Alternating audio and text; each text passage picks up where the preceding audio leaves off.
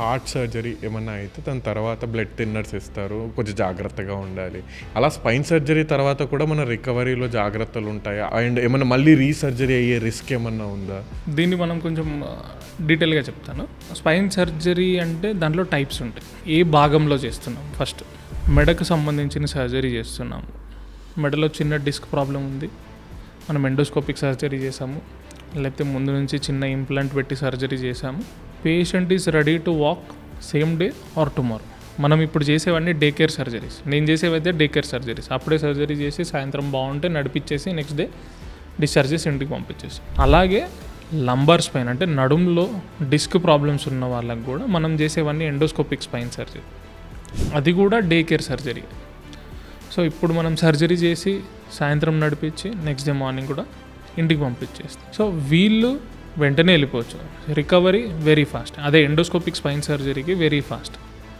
ఒకప్పుడు open surgery, దాని తర్వాత మైక్రోస్కోపిక్ సర్జరీ, ఇప్పుడు లేటెస్ట్ ఎండోస్కోపిక్ సర్జరీ. చిన్న ఘాటుతో మనం చేసేస్తాము. మసిల్ డ్యామేజ్ ఉండదు, బ్లడ్ లాస్ ఉండదు, బోన్ డ్యామేజ్ ఉండదు. సో పేషెంట్ నెక్స్ట్ డే ఇంటికి వెళ్ళిపోవచ్చు. తన రొటీన్ పనుల్లోకి ఎప్పుడు రావచ్చు. ఇప్పుడు మీరు ఒక డెస్క్ జాబ్ చేస్తున్నారు, లేకపోతే డ్రైవింగ్ జాబ్ చేస్తున్నారు, నెక్స్ట్ డే నుంచి మీరు నడవచ్చు, మీ ఇంట్లో పనులన్నీ చేసుకోవచ్చు. బట్ ఇట్లాంటి పర్టికులర్గా ఎక్కువసేపు కూర్చోవాలి, బరువులు ఎత్తాలి, ఇట్లాంటి పనులు ఉన్నప్పుడు మాత్రం ఒక 6 weeks అని నేను సజెస్ట్ చేస్తాను. ఎందుకంటే మనకు సర్జరీ చేసినప్పుడు రీసర్జరీ అన్నారు కదా. సో ఈ రీసర్జరీ అయ్యే అవకాశాలు మీకు చేసిన, నాకు చేసిన, ఎవరికి చేసిన ఈ డిస్క్ సర్జరీస్కి 2% ఛాన్స్. ఇది కూడా ఈ 2% అనేది కూడా ఫస్ట్ 3 monthsలో చాలా ఎక్కువ.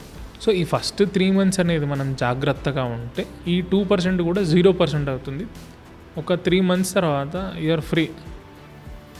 మీ రొటీన్ లైఫ్ స్టైల్లోకి నార్మల్గా ముందు ఎట్లా ఉన్నారో అలా రావచ్చు. ఈ 3 months అనేది కూడా కొంచెం జాగ్రత్తలు పాటిస్తేనే చాలు. జాగ్రత్తలు అంటే ఏంటి? ముందుకు ఎక్కువగా వంగొద్దు, బరువులు ఎత్తొద్దు, ఒకే దగ్గర గంటలు గంటలు కూర్చోవద్దు, కూర్చొని ట్విస్టింగ్ యాక్షన్స్ చేయొద్దు, 2-wheeler ఎక్కువగా నడపొద్దు. ఇవి చేయకపోతే యూఆర్ ఫ్రీ. సో మీ రికవరీ అనేది చాలా ఫాస్ట్ ఉంటుంది. మీరు మళ్ళీ మీ రొటీన్లోకి వెళ్ళిపోవచ్చు. అదే మీ బాడీలో మనం స్క్రూస్ వేస్తున్నాం, వంకర్లు కరెక్ట్ చేస్తున్నాం. సో వీళ్ళ వరకు వచ్చేసరికి ఆ రికవరీ పీరియడ్ అనేది కొంచెం మెల్లగా ఉంటుంది. సో ఇప్పుడు నేను గూని సమస్యలకి సర్జరీలు చేస్తూ ఉంటాను. నెక్స్ట్ డేనే నేను పిల్లల్ని నడిపించేస్తాను. ఒక 2 weeksలో స్కూల్కి కూడా వెళ్ళమంటాను. That is also recovery. But అదే పిల్లలు నేను కబడ్డీ ఆడాలి, జంపింగ్ చేయాలి, డ్యాన్సింగ్ చేయాలి అంటే ఒక 1 year ఆగమంటారు.